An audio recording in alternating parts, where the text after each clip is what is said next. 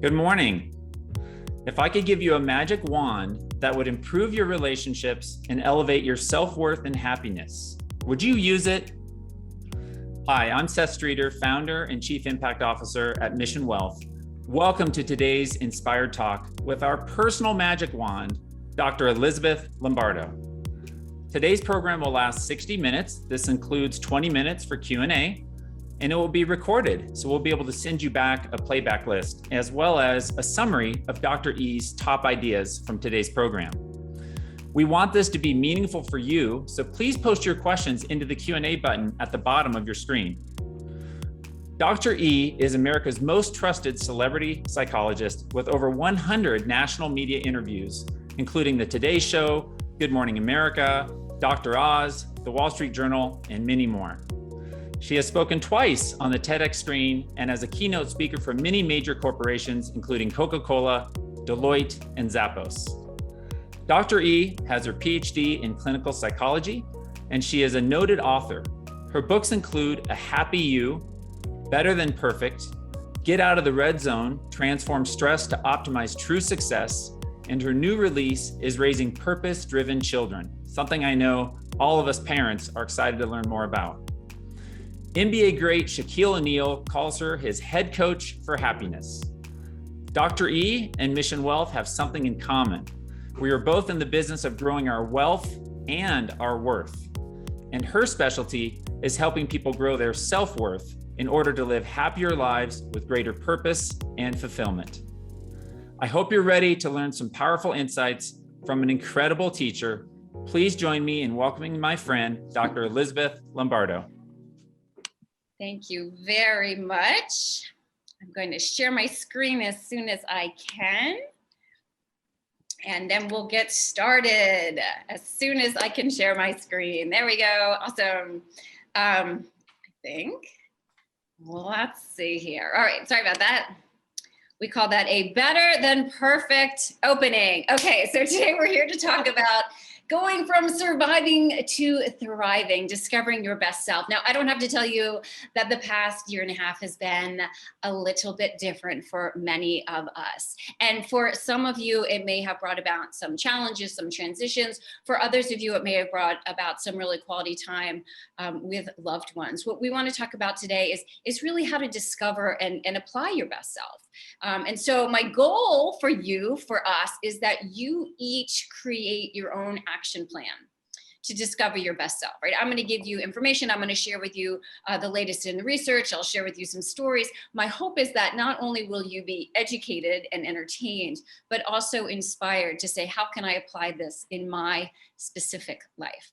Now, I grew up outside of New York City. I tend to speak really quickly, but even with that, I have a lot of information I want to share with you. And so for those of you who want more information, before we finish, I'm going to let you know how you can get a gift from me to you to continue this process. So what I'd like to do is use a paradigm that I call true success, the true success formula, to help discover your best self. And you know, it's interesting, Seth was talking about how we have similar approaches. I met Seth online. Not in that way. He had written a wonderful article for CNBC about just a holistic approach to wealth, which has been my focus for many, many, many years, certainly from a different perspective, as I'm the psychologist and he's a wealth manager amongst many other specialties that he has. But we both really have that same vision of a holistic approach to our well-being, which includes our finances, which includes our relationships, which includes our emotional well-being. And it's those last two that we're going to focus on today. So the true success formula is something that I created after working with clients for, I used to say over 2 decades, but really we're getting to about 25 years now. And it's really based on the notion of how society defines success. A certain job title, looking a certain way, a certain amount of money. That's not true success. A typical client with whom I work will be what I would call successful on paper. And yet they come to me asking, is this as good as it gets? Is this as good as it gets? And the answer is always, no, it can get even better. So that's the beauty. But this is how I created what I would call true success. And true success has 3 variables. It's passion, purpose, and people. So we're going to look at this paradigm in terms of discovering your best self. So let's start with passion. Now, when I talk about passion, I'm not talking about romantic love, although it certainly could include that. But what I'm talking about is really, it's positive emotions, right? It's being in a state of gratitude, focusing on what's going well. But it's also being realistic that not everything's going well. And so when we have challenges in our life, when we have issues that are occurring that we don't necessarily want, when we are in a state of passion, we view them from a place of empowerment. Okay, here's an issue, and I'm empowered, enthusiastic to make a positive change. Now, passion is in sharp contrast to distress. And distress is a term in psychology. It's a catch-all term in psychology. Pretty much any emotion you don't want goes in that distress pile, right? So it could be sadness, anger, frustration, guilt, shame, worry, fear, overwhelm. That all goes in the distress pile. And when we have high distress, our passion plummets. And when we have lower distress, we can have higher passion. So it's really about these, whether you're in a state of passion or distress, it's really about what you're saying to yourself, right? That internal dialogue. If your inner critic, your internal dialogue that's saying not nice things, if your inner critic is taking over, it's going to impact how you feel and what you do, right? So if your inner voice is saying, you're a loser, that's going to elicit different emotions than I believe in you. Right? It's our inner voice that determines what we do. There's no way I'm going to get the job, not even going to bother, versus maybe I can, let me give it a try. So it really, our entire well-being starts up here. I would say what goes on up here impacts everything that goes on out here. And thinking about this in terms of what we're saying to ourselves makes me think of an experience I had when I was doing my postdoctoral training. It was at Parkland Hospital in Dallas, Texas, major medical center, trauma center. And it was my role to help people who came in often through the ER because of a trauma or an accident that they had experienced. I didn't deal with the blood and all, but I was there to help them psychologically cope with what they were facing. And I had a particular client who we'll call Roger. And Roger was an electrician. He was an electrician who was working on a wire that was supposed to be inactive. Unfortunately for Roger, it was quite active, such that when he touched the wire, a volt of current went through his body and burned him so severely that the doctors gave his wife the following option. We can let him die, or we can surgically amputate his arms and try to save his life. So the decision was made to surgically amputate his arms. And I remember distinctly going to see Roger, and I had a white coat on, and I had my clipboard trying to look all official. So I was pretty young back then. And right before knocking on Roger's door, I remember thinking to myself, how am I going to help this guy? Obviously, he's feeling depressed and helpless and hopeless. How am I going to help this guy? Now, in the spirit of full disclosure, this is not what you want your shrink thinking when she's coming to see you, but this was early in my career, so this is where I was. And I knocked on the door and heard a muffled come in. And when I opened the door, there was Roger. He was sitting in a chair, dark brown hair, dark bushy mustache. He was wearing one of those bluish, grayish hospital gowns that no one looks good in. And he had a smile on his face. And I thought, wow, not only is he feeling depressed and helpless and hopeless, but he's also delusional. But here's the thing, he wasn't delusional, right? He was quite aware that his arms were not going to be growing back. He was smiling because he was in a state of passion. He was in a state of passion because he was so incredibly grateful that his life had been saved. And he had a firm conviction that it had been saved for a positive reason, that he was still here on this earth to do positive things. He didn't even know what they were, but he was excited about it. He was enthusiastic and he was empowered. And that mindset not only impacted, of course, how he felt, but also what he did, right? With that mindset, you can imagine that going through things like physical therapy and working towards the goal to become independent was very, very strong. So what we say to ourselves is what impacts how we feel and what we do. And here's the thing. You've probably heard the saying, don't believe everything you hear, right? Don't believe everything you hear. The news, the internet, don't believe everything you hear. I would contend, don't believe everything you hear between your ears. Scientists suggest that we have 60,000 thoughts racing through our minds every single day. And very rarely do we stop and assess, well, how accurate and helpful are those thoughts? And even so, those thoughts impact us. And the majority of those 60,000 thoughts are what we would call subjective. There are interpretations, our perceptions, our assumptions, our beliefs. The majority of our thoughts are not fact-based. And one of the things that can cause us to have more distress and less passion is something called a cognitive distortion. Cognitive just means thinking. Distortion means it's skewed, it's inaccurate. Right? If you take someone else's prescription glasses and put them on, you ever done that? Yeah. And what do you see? It looks fuzzy, right? And why is that? Because it's distorted. So there's certain ways that we as humans tend to think in distorted ways, often without realizing it, that can impact how much distress we have or how much passion. There are many distortions. Because I only have 40 minutes to get as much information as possible, I'm going to share with you two main ones. Negative filtering. In negative filtering, you focus almost exclusively on what's wrong and fail to notice what's right. And a great example of this is in a relationship. When you have strain in your relationship, I've talked to a lot of people, especially during lockdown pandemic, the notion of I married you for dinner, not breakfast, lunch, and dinner. So whether it's your partner, a loved one, a colleague, focusing on what's wrong, when we focus on what's wrong with our lives, with an individual, that is what it impacts our view, right? So we think about what's wrong, we feel more negative. So we think more about what's wrong and we feel more negative, and it becomes this downward spiral. So if you're noticing yourself focusing only on what's wrong, the opportunity is to just broaden that perspective and ask yourself, what's right? What's right? And as Seth mentioned, I wrote a book called A Happy You, Your Ultimate Prescription for Happiness. In there, I have something called the Happiness Challenge. And the Happiness Challenge goes like this. When you are in a situation that is bringing you heightened levels of distress, you're feeling more distress, your opportunity, your invitation is to identify 3 things that are going well, right? So let's say you're stuck in traffic and you want to get home and there's nothing you can do and it's feeling frustrating.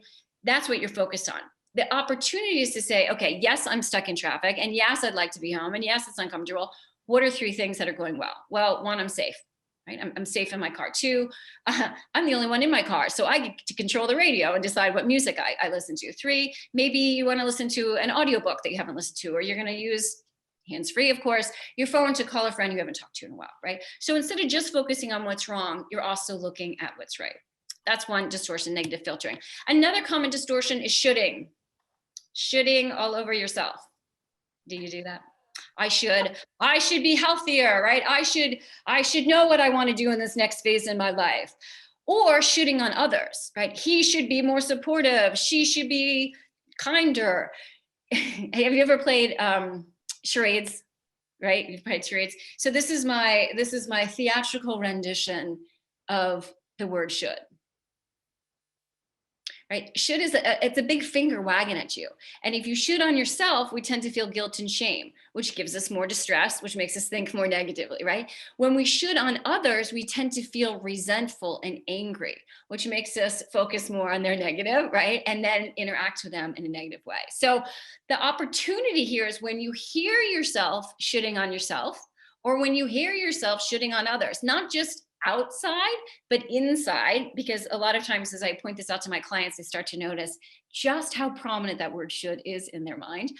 Should keeps us in distress, right? Should is a judgment word. So in order to go over to passion, you simply change your should to would like. I would like. And this will help you not only feel better, but will help you interact with others. So example, if my husband was, I don't know, after dinner went and sat down on the couch to relax, and I'm thinking, well, he should help out with the dishes. Then that anger and resentment can stew, and it can come out in less than pleasant ways, right? But if I change that should to would like, I would like him to do the dishes, then that's going to motivate me to be in a state of passion and problem solving. So I might say something like, honey, do you know how sexy you look when you're doing the dishes? Right? So being more assertive and getting what you want. So just change that should to would like, and it'll get you out of that distress and into passion. Now, when we're talking about distortions, we tend to think in more distorted ways when we're in higher levels of distress. And when we're higher levels of distress, we tend to think in more distorted ways. So if you think about distress as being on a continuum from 0 to 10, right? 0 is no distress at all. You just got off the massage table, life is great. And 10 out of 10 is the most distressed you could be. So if you're angry, for example, you have the proverbial steam coming out of your ears, or you might be yelling or screaming. Hopefully you don't spend a whole lot of time at 10, and you're probably not at 0 a whole lot either. So just ask yourself right now, what number are you on this distress scale right now? And if you would be so kind, just put it into the chat box. And as I say that about the chat box, feel free to put, as we're talking, I'm going to ask you different things to put in the chat box. You can also use that Q&A box if you have any questions, because we will get to those later. So just make sure this is for you. So I want to make sure that you're getting the most out of this. So hopefully you've come up with a number now. And what you'll notice is your distress varies over the course of the day, right? According to maybe who you're with, right? What you're doing, your physiology. Have you ever heard of the term hangry? Yeah. Have you ever been hangry? I'm putting 2 hands up there, right? So when we're hungry, we tend to be more angry. And so there are different variables that impact our level of distress. Again, the higher distress we have, the lower passion we have. But the other thing to consider is that when we are at high levels of distress, we actually think differently. Our brain functions differently than when we're in low levels of stress. So when you are in low levels of stress, what I call that green zone, that 0, 1, 2, 3, you're using more of your frontal lobe, right? That beautiful structure that differentiates you from other animals. It allows you to engage in executive functioning, problem solving, perspective taking, right? When we're in the green zone, we can see all options. So yes, I'm facing challenges, but I believe in myself. I believe, I have hope. I know that things can get better. As we go up on this distress scale, however, our focus starts to narrow, so that when we get into the red zone, the 7, the 8, the 9, the 10, we're focusing on what's wrong, that negative filtering, right? When we're in the red zone, we tend to blame other people. We tend to personalize what other people do and say. That if your partner or loved one did something in the green zone and you're like, it's just who they are, they can literally do the same thing when you're in the red zone and you have a different reaction. Right. And there's a biological reason for this, because when you get into the red zone, when I get into the red zone, our limbic system hijacks our rational thinking, right? That limbic system, that fight or flight, that emotional reasoning, that survival mechanism. And it hijacks our thinking from being completely rational. Not that we're completely rational in green zone, but even less rational. It's kind of like if you ever know someone who had too much to drink and they have a thought, and the thought at the time makes a whole lot of sense until they wake up the next morning and they're like, no, that really wasn't accurate. So it's almost like your limbic system is getting you a little drunk here. And so because of that, we don't always think rationally. I always tell my coaching clients, if you are in the red zone, a 7, an 8, a 9 out of 10, don't let anything out of your mouth, because that's when we say things we later regret, right? And don't put anything in your mouth, because that's when we consume things we later regret. So when we're in the red zone, we think more negative, we feel like a victim of our circumstances, we tend to feel stuck, which reminds me of this video.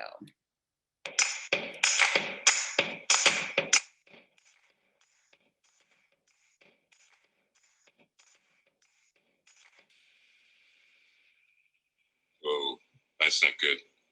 Oh, I don't need this. I'm already late. Somebody will come. Anybody out there? Do you have a phone? No. Sorry. Somebody! Hello? There are 2 people stuck on an escalator and we need help. Now, would somebody please do something?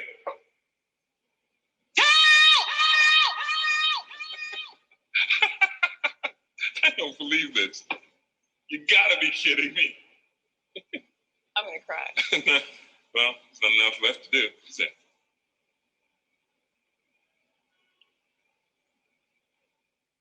All right, so were they in the red zone or the green zone? Just put that in the chat box. You think they were in the red zone or the green zone?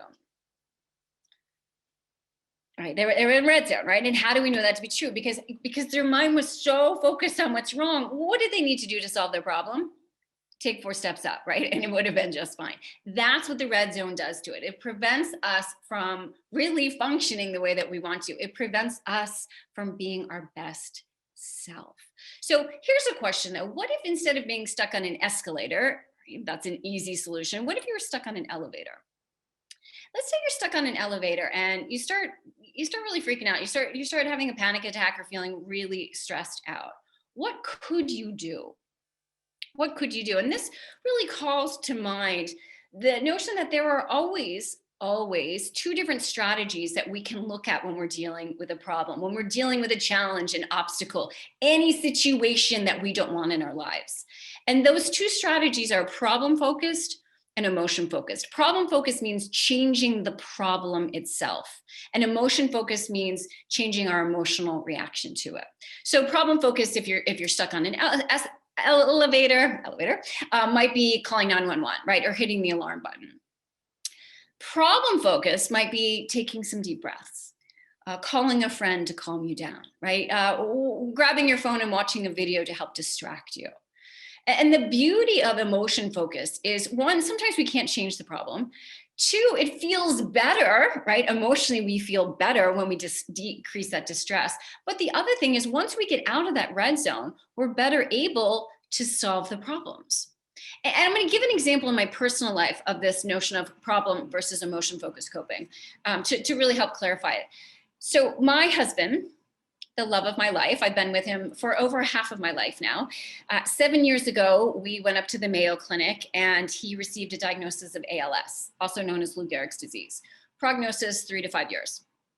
And the doctor, the neurologist literally said, take him home to prepare.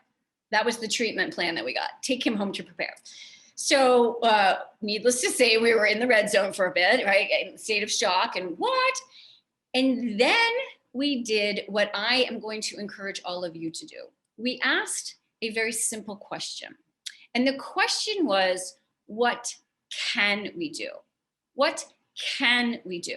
Right? We knew what medical science said about this disease. We were focusing on what can we do? And with that question, opened up a lot of possibilities. And we started with problem focused coping. So we have worked with top medical specialists around the country and globe to help him out.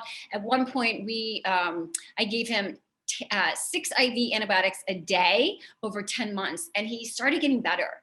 And I started having this vision in my mind of being on stage and talking about how we had overcome ALS. Unfortunately, that's not where the story ended. And his disease progressed. And for the past 5 years, he's been trached, which means he has a hole in his neck. He's on a ventilator so he can breathe. And he is on a feeding tube. And his status is declining. So he's completely paralyzed now. He has contractures, which means his hands are stuck like this.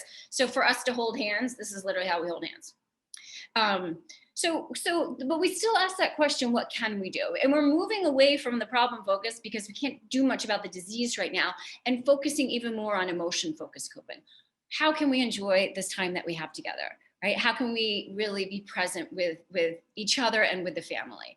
And that's really where we're focused on now. In fact, the other day, we were holding hands and he sits in the family room, and our daughters, we have 15 and 17-year-old daughters, they were in the kitchen. It's an open concept. And I don't know how, but they had gotten my husband's yearbook from high school.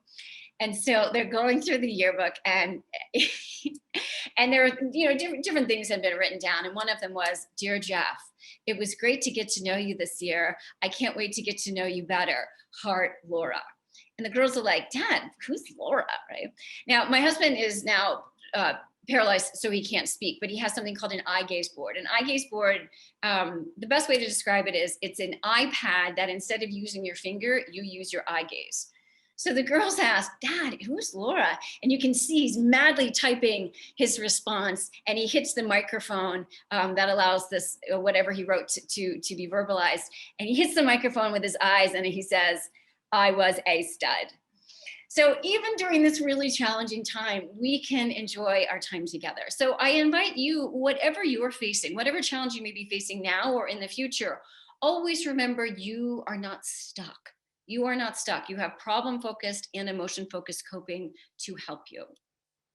And then the last part of passion is a picture of a hot tub. Why do I have a picture of a hot tub? Dealing with change can be challenging, right? And making new changes. If you're going through a transition, if you're living through a change right now, change can be difficult. But I have something I call hot tub syndrome. Hot tub syndrome goes like this. If you ever put your foot in a hot tub and it's too hot, you take it right out, right? And then you put it in and out, and you kind of have this dance. And eventually you might do that with both feet. Eventually you do it with your whole body, and you're in this water up to your neck, and it feels so good.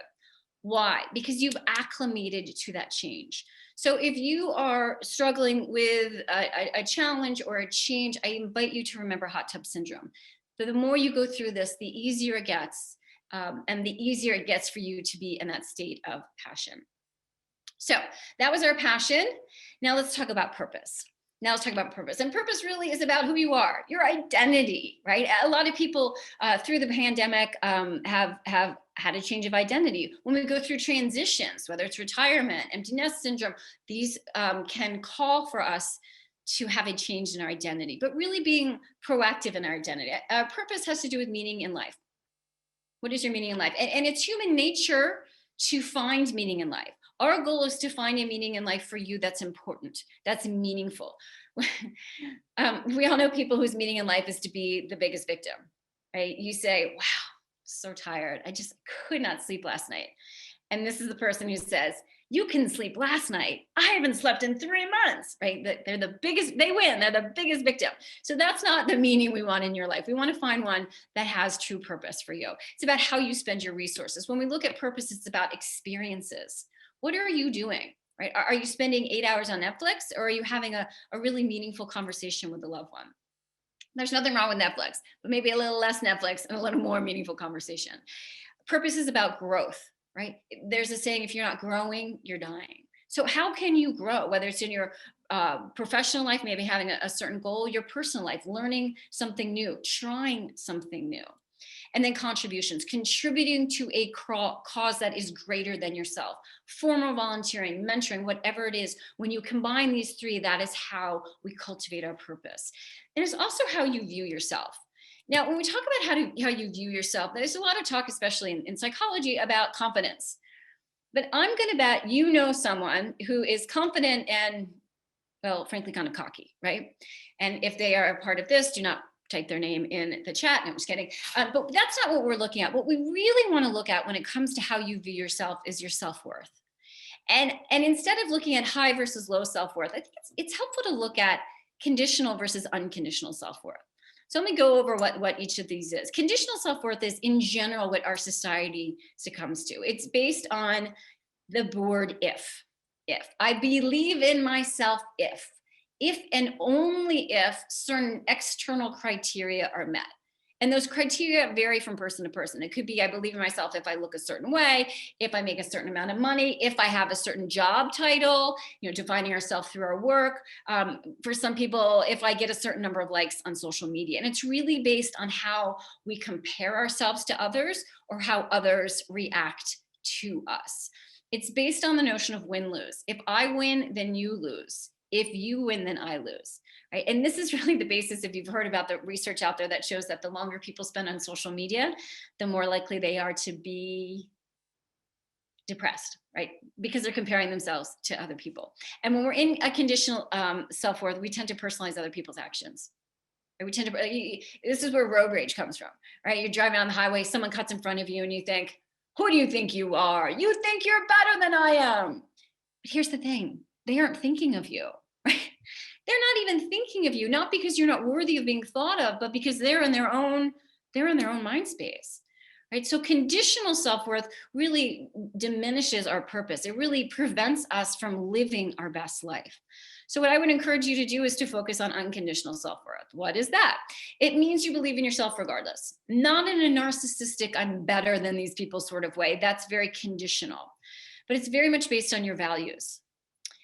When we're in a place of win-win, when we're in unconditional self-worth, we're in a place of win-win. Right? We celebrate other people's wins. Rising tide lifts all ships. And it's really welcoming. It's welcoming other people's opinions. It's welcoming feedback, because you're operating from this place of the spirit of continuous improvement. I like who I am, and I can just keep getting better. So one way to kind of figure out your values, your sense of purpose, is to do the exercise that we're going to do. So what I'd like you to do is I'd like you to identify someone you admire, someone you could look up to. And if you want to put their name in the chat, that's great. If you don't, that's fine. But just come up with someone who you admire. And then identify 3 characteristics about that person that you admire. What are 3 things about them that you look up to, right? It may be their sense of humor, their sense of compassion, their ability to focus, right? Their focus on health, their family, whatever it is. Just jot down 3 characteristics that you admire in that person. All right, you got those 3? Now, here's the thing. Those 3 things that you admire in someone else are also 3 characteristics that you admire in yourself. Oh, so good, I'm gonna say it again. What we admire in others, we also admire in ourselves. Those values, those characteristics. And when we apply them in our own lives, that's when we have greater meaning. That's when we have greater purpose in our lives. So what I'd love for you to do is to choose one of those characteristics. Just choose one of the 3. Perfectionists are like, which one? Doesn't matter, just choose one. And then I want you to ask yourself, how can I apply this one characteristic in my life today? So if it's, if it's resilience, for example, maybe you're going to stop procrastinating on that project and tackle it, even if it's just for 15 minutes. If it's compassion, maybe you're going to pick up your phone and call or text, or depending on your age, Snapchat, a friend who's going through a difficult time. Right? One step, and realize it doesn't have to be a grand step. If you chose compassion, you don't have to move to Africa and build water wells for 3 months, right? It could be something as simple as looking at the barista in the eye and offering a sincere thank you, right? So go ahead and just jot down in the chat, if you are so brave to do so, what is that one characteristic that you admire? Let's just see what people are thinking. Wonderful. And I can't see the chat, but I will look at it. Okay, so that's our purpose. Now let's talk about people. We are social beings. And so how to optimize our relationships with others is really going to help us have our best life. It's going to help you be your best self. So in order to do that, what I'd like to do is share with you a principle that I've created called the over-under principle. And I created this after working with couples. So now I'm a speaker. I do coaching. I used to be, when I started with my degree in psychology, I was your typical shrink, had the couch. And I sometimes would work with couples who would come in, and inevitably they would come in with an argument in mind. And it would go something like this. One of the partners would share with me what had happened. From their perspective, this is what happened and this is what was wrong. And I'd listen to the first partner and I'd think, they're totally right on this. I can see that. They're right. This person's probably wrong. Again, not what you want your shrink to be thinking early in my career. I don't think like this anymore. Then the next partner would give their side of the story. Same event, right? Same argument. And I'd hear their side of the story and I'd think, well, they're actually right. And that was confusing to me. How can they both be right? So this is how people can both be right, using the over-under principle. And the over-under principle goes like this. For every overt or outward behavior, there's a positive underlying motivation. For every overt behavior, that means whatever people do or say, there's a positive underlying motivation, even if that overt behavior is not so positive. So to really grasp this concept, I think it's easiest to start with our own behavior. So let me ask you a question. Have you ever done something or said something that upset someone else? Of course you have, right? If you're human, that has happened. Have you ever broken a law? Really? What'd you do? I'm just kidding. Let's say, have you ever exceeded the speed limit, right? Have you ever gone over the speed limit? My guess is you have. Now, here's my question to you. Why did you exceed the speed limit? Did you exceed the speed limit because you don't care about the well-being of others? Did you exceed the speed limit because you think that laws don't pertain to you? Of course not, right? Why did you exceed the speed limit? Because you were in a hurry. You had to get somewhere. Maybe you were late for a flight. You had to go pick up your kids. You had to go to the bathroom. I don't know what it was. But even though you broke the law, your focus was on your positive underlying motivation, such that if a police officer pulled you over, you might be thinking in your mind, yeah, but I just got to get to this meeting, or I got to pick up my kids, or I got to go to the bathroom. Right? So when we engage in a behavior, we tend to focus on our own underlying positive motivation. Does that make sense? So now here's the difference. When we look at other people's behavior, we tend to assume why they're doing it, and it's not always positive.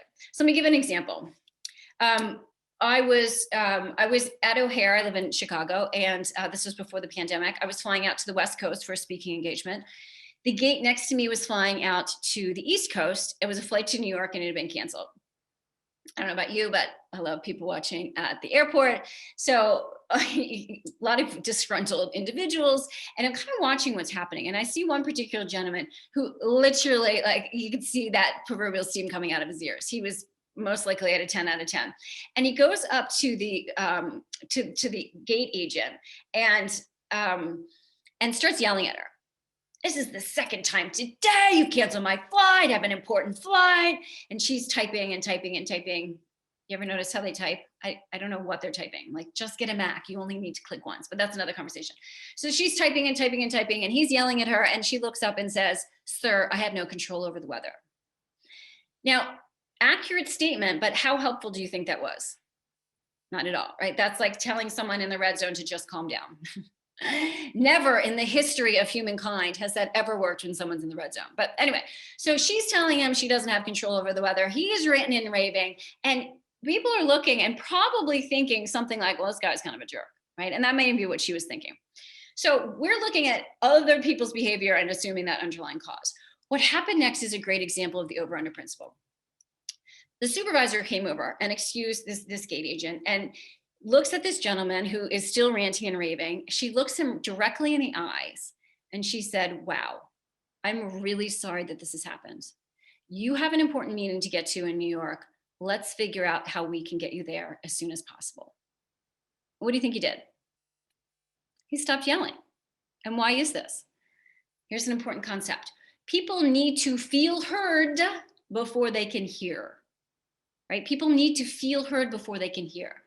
Once she addressed his underlying positive emotion, he no longer felt the need to convince her he was right. He could be quiet and move on. But what happens a lot of the time is we look at people's overt behaviors. They're focused on their positive underlying motivation, and so they're not having the same conversation. If you've ever been in a relationship where you feel like the other person doesn't get you, or maybe you have children and they probably at one point may have thought you didn't understand them, this is exactly why, right? There's a saying that the only it's something about the only truth in, or the only problem with communication is thinking that it actually occurs, right? This is why. What the gate or supervisor did was she empathized. She addressed that positive underlying motivation. And with that, he felt heard. And then the overt behavior could change. In this case, it just went away, right? In a case with a loved one, it may be if they're doing something that you address their positive underlying motivation. I know someone who's frequently late. It's frustrating to you. I understand that you're late because you want to get things done at work before you come home. Empathize with them. Then you can problem solve. At the same time, it hurts my feelings when you're late all the time. So how can we address what your needs are, getting things done at work, while also having me feel loved and you being on time? So that's the over-under principle. A couple more when it comes to people. There's a 5-to-1 rule. Maybe you've heard of the feedback sandwich. When you give feedback, you give a positive, then a negative, and then a positive. When it comes to relationships, it's actually not a 2-to-1, it's a 5-to-1 ratio. For every one bit of feedback or quote negative things that you say to someone, to balance it out, you actually need 5 positives. So consider that as you're providing feedback. If you're engaging in difficult conversation, that 5-to-1 ratio. The 5-to-1 ratio doesn't need to happen all at once, right? You don't have to shower them with praise and then give the feedback. This is really about feeling people's emotional bank account, right? So over the course of the day, the weeks, the years, saying positive things, speaking in their love language to get that 5 up. So consider the 5-to-1 rule. And then just because you have doesn't mean you should. Just because you have doesn't mean you should. What does that mean? It means this is a time as you are really creating your best self to ask yourself, what works for me and what doesn't. Just because this is how I've always interacted with my children, my grandchildren, my friends, doesn't mean that you should continue for that. And this is an opportunity to ask, what are some new traditions? What are some new habits? What are some new things, experiences that you want to incorporate in your life now and moving forward so that you can cultivate those relationships with people?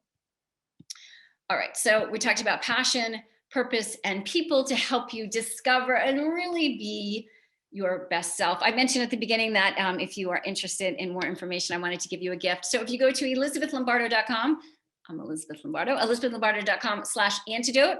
It's the antidote to your inner critic, right? That inner critic, that inner voice. It's a 21-day program. It's free to you to allow yourself to continue what I would say rewiring your brain so that passion, so that purpose, and so that optimizing your relationship with people becomes your habit, becomes your new normal, so that you can not only discover your best self, but be your best self. And with that, I would love to open up for questions and just hear what questions you all have. Thank you so much, Dr. E. There are so many wonderful takeaways there for us. Please, everyone, start to post your questions. We have a number that have come in, but please post your questions in the Q&A button at the bottom of your screen. And we have an expert who can help address them. So let me just dive into some, Elizabeth. First one is, any advice when we say what we would like or appreciate and the person doesn't do it repeatedly? So maybe you ask your kid to do something and they just don't do it. How do I stay positive when this is what's happening? Yes, excellent question. I actually, when it comes to kids, I actually started a company called Elevate Your Mindset, Thrive in Life. And it is geared towards, because I have 2 of them, teens and parents, and kind of how to have these conversations, how to optimize mindset. So I'm gonna address it specifically with kids, but then it'll apply to other things too. So first, especially with kids, clearly communicate what it means of what you want. Example, I would like you to clean your room. My definition of a clean room, I assure you, is very different than my teen's definition of a clean room. So now we have clearly communicated in my house. What I'm saying is everything that's not furniture must be off your floor. So first, define what it is you really want, because you may think it makes sense, but they may not have the same definition. And then ask for a commitment. By when will this happen? If you are a parent, the beauty is you can let them know that this is part of living in the house, right? And there are consequences for not. And the consequences I would encourage would be rewards for doing it versus punishment for not, because reward is really a more powerful strategy motivator. And so then if they don't do it, if your children don't do what you ask them to do, then the consequences ensue.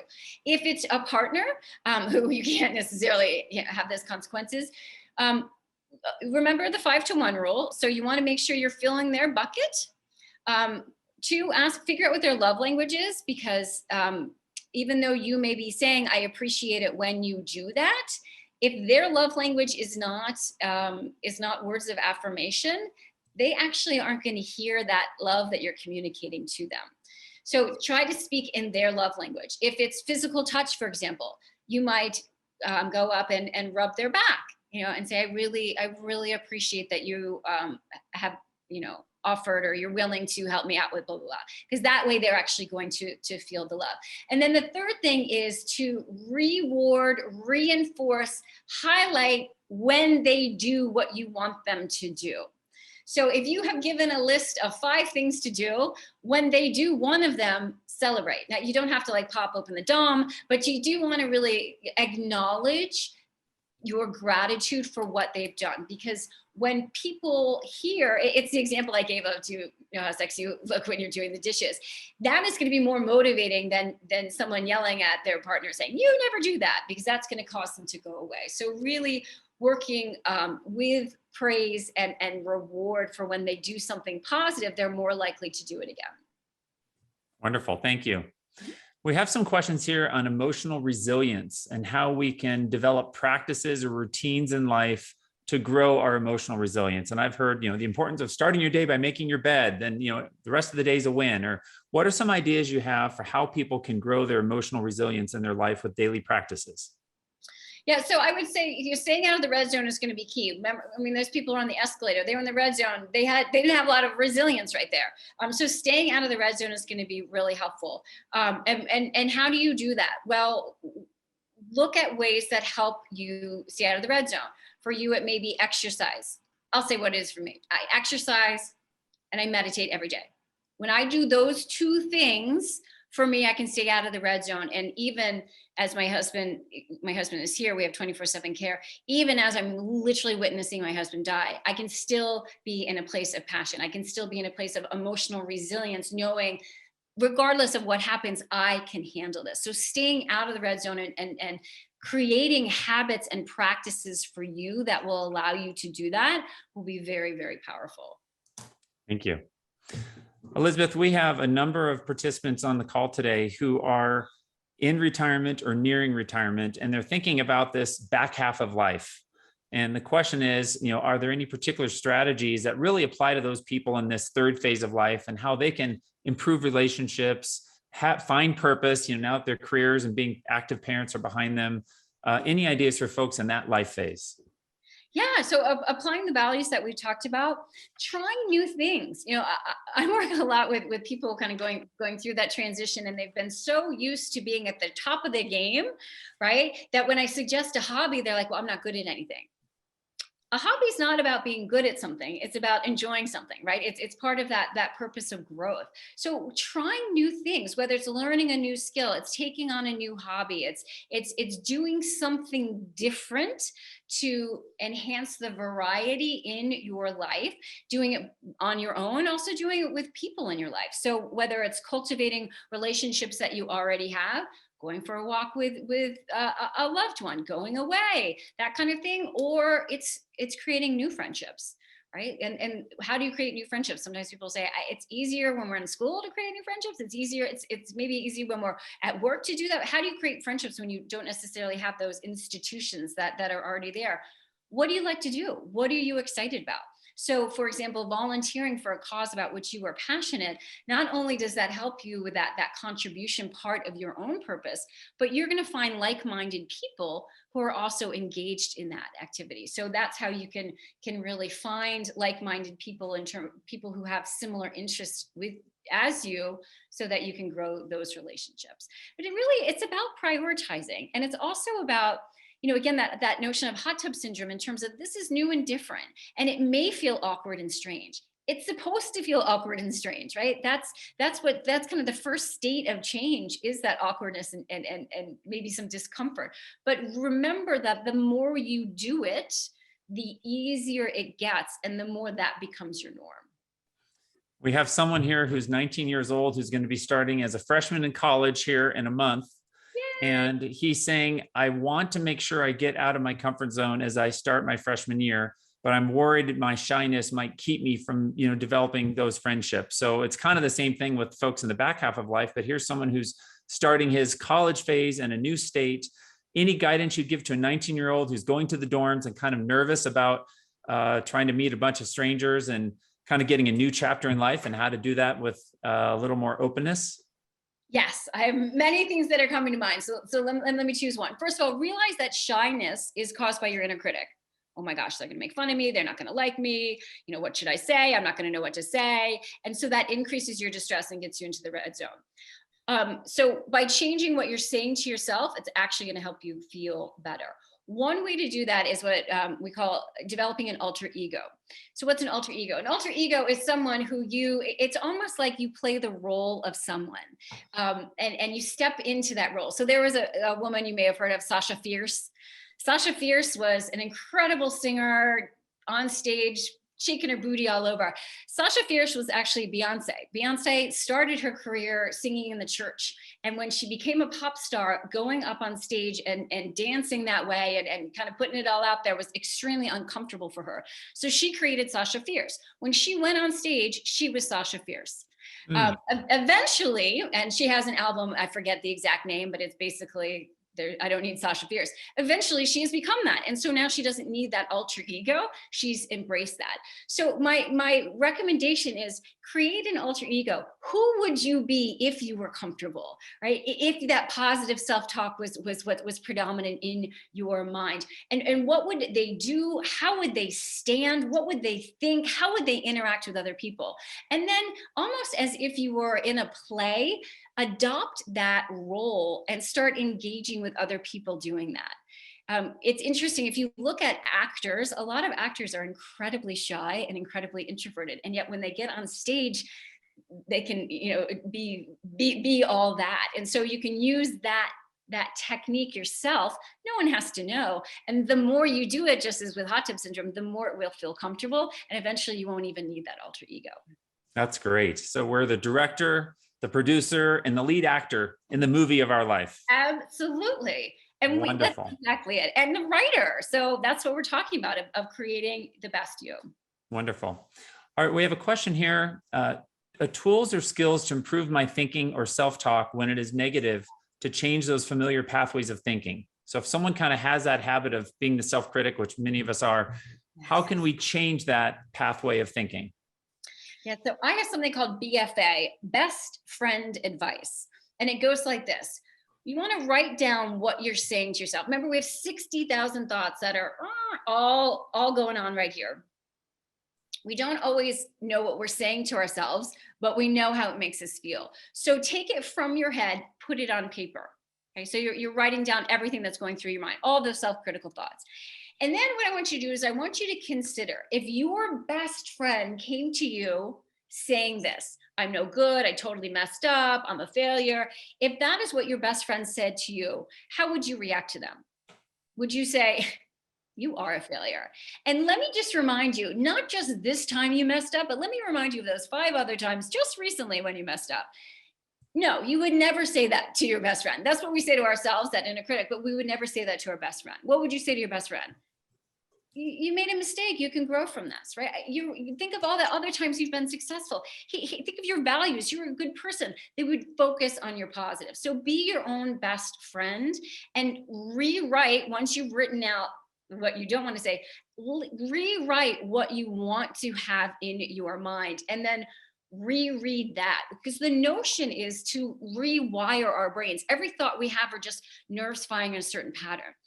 You did not come out of your mama's womb thinking you weren't good enough, or you couldn't do this, or you were a failure, or whatever that inner critic does.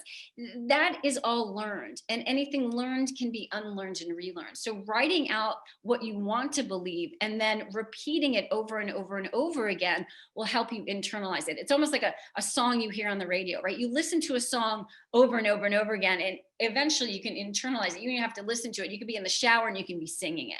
So that's the kind of mechanism we want to do in order to rewire your brain. Wonderful. Here's a question. Any advice on managing relationships when you're living or working with narcissists? Self-care. Honestly, the first thing is self-care. Get yourself out of the red zone. Identify your triggers. Right, a trigger is something that what that person does or says gets you into the red zone. Identify those triggers and deactivate them. A trigger is only a trigger.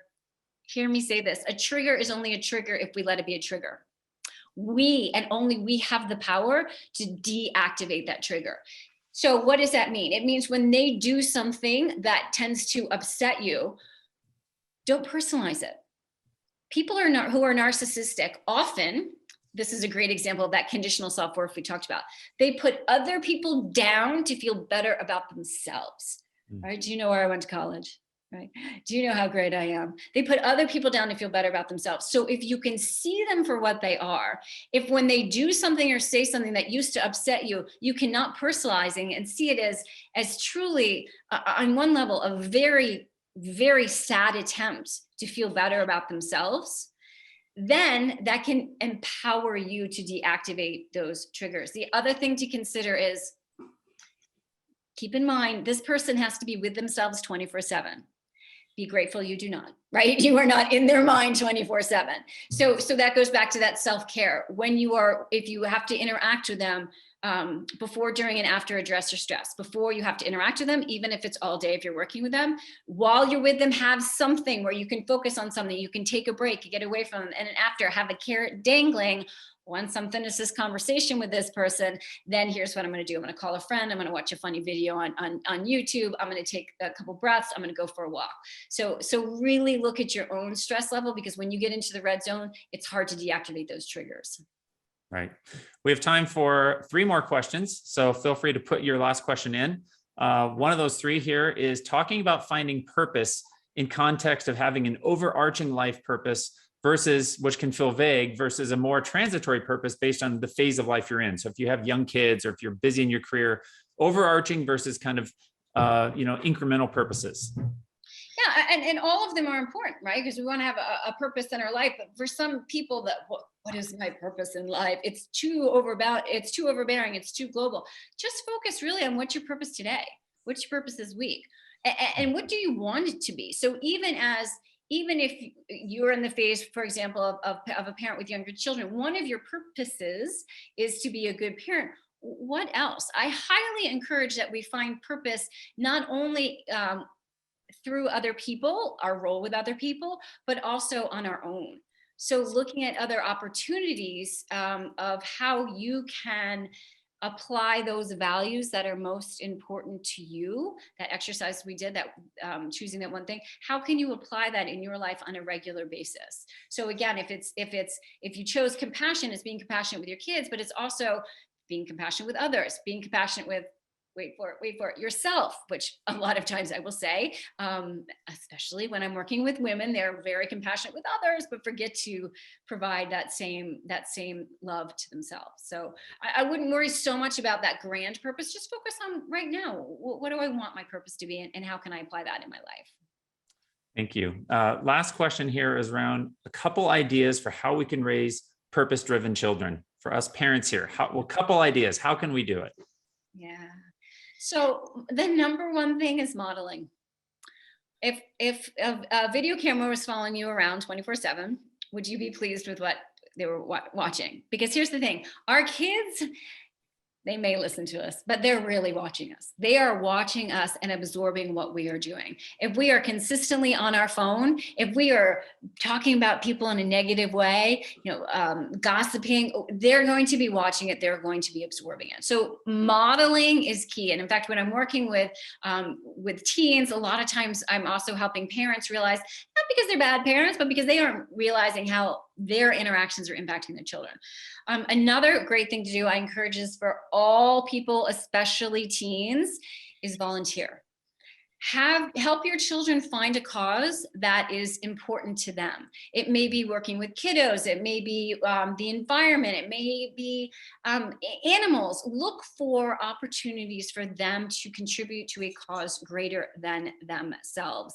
Because what that's going to do is, one, it helps them enhance their purpose in life, but it helps them also see my life isn't necessarily the life that everyone else has. And it helps us have this place of gratitude. And when we help out others, not only do we help them, but we always help ourselves feel happier, true happiness, not just, this is a great chocolate chip cookie kind of happiness, but true happiness within ourselves. So volunteering, have your child volunteer as a family, a great thing to do.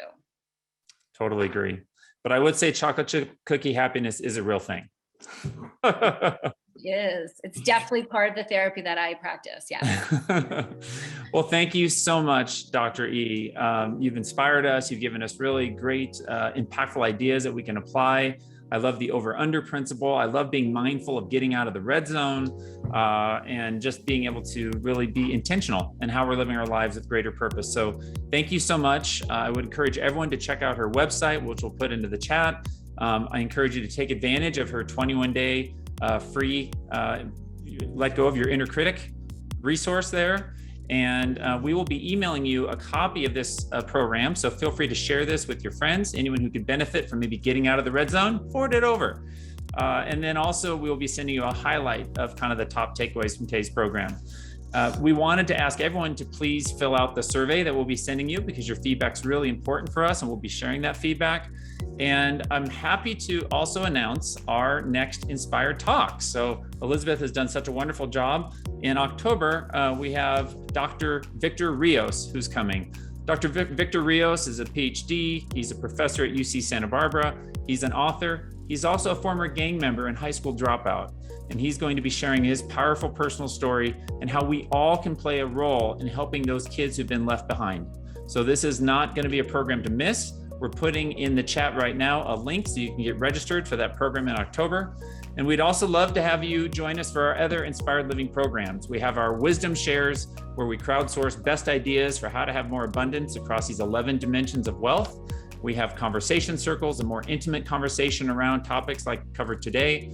And please reach out to your financial advisor, and he or she will be happy to share with you more about those programs. And at this time, we're going to disconnect. We hope you have a wonderful day, and thank you again, Dr. Elizabeth Lombardo.